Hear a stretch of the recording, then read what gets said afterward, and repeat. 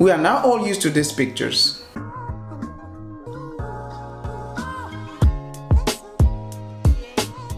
Yep, you're right. With COVID-19, we're seeing new developments in the global presence of face masks in places where they were not common before. There is, however, a place where face mask wearing has been a habit for many years. Yes, Asia. Indeed, mask wearing is a common habit in East Asian countries for reasons far more nuanced than just a barrier for germs and pollution. But today's video is not about pandemics. Today we're going to examine how did mask wearing become so common in East Asia? What are some of the theories and explanations behind it, and is it going to become a global phenomenon? I have to thank my very good friend Xinxin, fellow interculturalist and currently working in the field of international education. She's got ample experience in living, working, studying both in China and overseas, and she's going to be providing some of her personal views and experiences in this topic today. But first, let me bring in some context.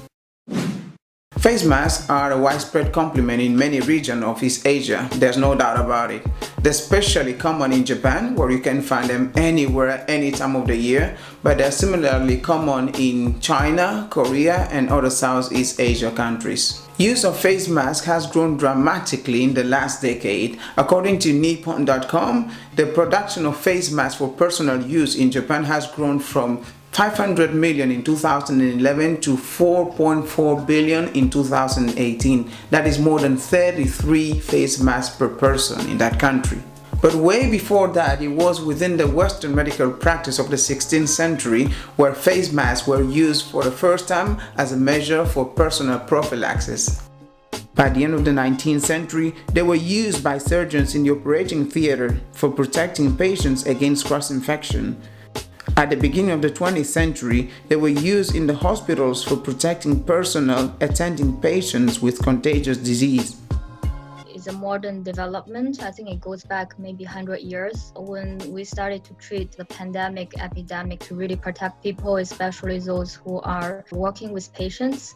However, since 1918, it was used as a measure to protect the general public from influenza in Europe, in the United States, and then China and Japan. A number of cities in the US issued legislation requiring mask wearing for all citizens in public places. This is known as a mask order. The same practice was also recommended in the UK. Although this mask might have been quite useless to protect against the influenza virus itself, they gave people a sense of control over the pandemic, but the adoption was not homogeneous in all places. In contrast to the American mask order, in Japan, mask wearing was actually well received by the public, while in the US, compulsory mask wearing was seen by the general public as going against their liberty. In China and Japan, it symbolized the arrival of modernity. In societies that is more individualist, like US, even when you have a guideline from the expert, people do not necessarily follow that. They might feel that it's imposed on them. Years later, the 2002 and 2003 SARS epidemic, the Fukushima disaster of 2011, and the general rise of pollution levels in a lot of Asian countries have just helped to reinforce the habit and make mask wearing the Asian trademark that is today. For us, because some of the events that we have experienced, for Hong Kong in particular, and for China, people experience how horrible a virus can be. First of all, let's go back to the very basic reason why masks appeared in the first place: protection. Wearing a mask is actually used for various reasons. So for pollution, the first time I wear a mask in China is because the pollution in Beijing was so bad. Even if research proving the efficacy is lacking, most researchers and experts agree that masks at least provide some degree of shielding. Well, then it should be a no-brainer for everybody, everywhere, to use this as not only protection but for solidarity. In fact, it appeared in the Western medical practice in the first place. Why is it in Asia where it has rooted and spread the most? Well, according to Ria Sina, a senior research fellow at the University of Hong Kong Center for the Humanities and Medicine, mask wearing is not always a medical decision for many people, but bound up in sociocultural practice. And this takes us straight to the second point. The bottom line of this argument is that in East Asia, the predilection towards face covering to prevent exposure from bad air, pollution, and germs goes beyond all these theories and extends into the very foundation of East Asia culture. Some point directly to Confucianism, which deserves a whole video itself, but in essence, Confucianism, also known as Ruism, is a system of thought and behavior originated in ancient China. I think that is actually a very interesting point. Definitely our different culture affect our behavior. Our culture is more collective. From the time of Confucius to the time of communism, it has always been this way. So, wearing a mask is really more than an individual thing. Traditionally, countries and culture in the Chinese cultural sphere are strongly influenced by Confucianism, including mainland China, Korea, Hong Kong, Macau, Japan, and Vietnam, but also territories settled mainly by Chinese people such as Singapore. But in Asia particularly, I think it's a really common sense for us to wear masks. It's about protecting ourselves and protecting others.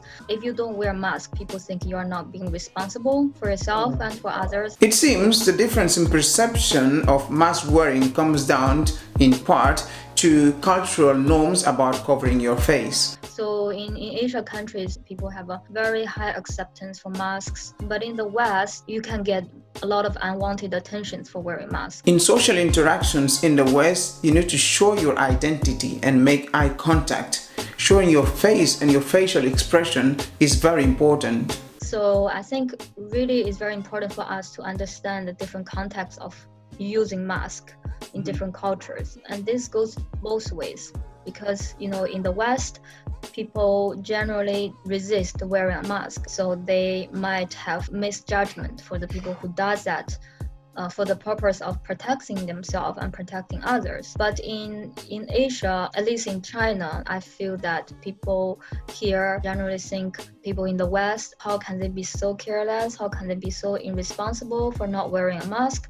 Because we don't understand the reasons why they don't. Proponents of this view may argue that Asians are more collectivist, they are more inclined to listen to authorities and elements of power, and they trust their governments more. While in the US or in most places in Europe, with more individualistic values, people are expected to look after their own well-being and individual freedom is paramount. In fact, in the US, wearing a face mask when healthy has become discouraged, to the point of becoming socially unacceptable. Under this essentialist reasoning, we may come to see mask wearing as culturally programmed manifestation of a deep, historically rooted Asian collectivism or Confucianism.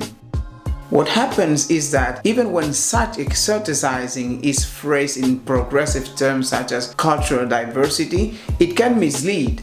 It can induce us to believe there's something uniquely Asian about it, and to overlook past experiences when such practices or measures were adopted and indigenized, in fact, imported from places which were supposedly very far away, at least culturally. Well, let's simplify. Our focus really should be on what is useful for preventing disease, rather than, okay, Asian does this and Western does that, we shouldn't do that because we are not them. So this explanation still leaves us with a rather incomplete picture. Point number 3. In recent years, mask wearing has become rooted in new and increasingly postmodern rationalism. In the winter, many people, especially girls, like to wear very colorful, cute cartoon masks to keep ourselves warm. And also sometimes for people who did some surgery, facial surgery or something, or they have a swollen face, they wear masks to cover the imperfections. Studies have found that among young Japanese, masks have evolved into social firewalls, in the same way as celebrities wear sunglasses in a nightclub or a cloudy day just to separate themselves from paparazzis and peasants like you and I. Well, perhaps only me. What I mean is that perfectly healthy teens now wear face masks along with audio headsets to signal a lack of desire to communicate with those around them. This is particularly true for young women seeking to avoid harassment in public transit, who also appreciate the relative anonymity that masks can provide. In the meantime, of course, the commercial interest is making massive effort to try to normalize mask wearing in everyday life, including cosmetic reasons, style, comfort, etc., etc. I think, we are living in a commercial world. Our attention is always driven by advertisements. Wherever that is in the market, that's the hottest product. Another example can be perfume. In some countries, perfume is very highly used, very well marketed. But in some countries, for example, in China, it just started. People don't have a habit of using perfume. People think people who use perfume is weird. These are the things that, it depends on the local marketing. So will it become a global phenomenon? Well, as we have seen, the mask's actual protection purpose is in a way secondary to other reasons why people wear them. So they might actually become more common in the future, even among non-Asians. But perhaps we shouldn't be so prophetic, as shown by recent attacks on Asians wearing face masks in public in the States and Britain, and the general public in those countries and others ignoring even the government advice on wearing masks. Those could be quite interesting clues to see how the trend might evolve in the future. Actually, I don't think it's gonna change too much, but it will definitely have some impact on people's perception towards it. Experience tells us that social norms don't change quickly as they are deeply rooted. But who knows, as climate change, pollution and pandemic become a new normality in our global reality, perhaps we will soon see, even in the West, how face mask fashion go viral. So to recap, masks originated in the medical practice in the West and was later exported as an element for protection to other parts of the world, including Asia, where it seems to have rooted and spread it, encouraged in part by events such as pollution levels and the SARS. But some attribute those developments to essential Asian characteristics. What we see is that masks have evolved from an element of protection to more like an accessory for comfort, for style, for shielding, not only from germs, but also from humans. And we don't really know where this trend is going to take us, as the marketing sans frontier keep pushing the boundaries of what is commercially possible. What is unacceptable in any case is people being stigmatized or discriminated against for whatever they might be wearing. Because we know that when a crisis comes, it can bring out some undesired but latent behaviors such as xenophobia and racism. But we also know that it can awake and bring out the best of all of us when we realize that we are not so different from one another. Thank you for watching. Thank you very much for your time. Like the video, share it, and I will see you next time.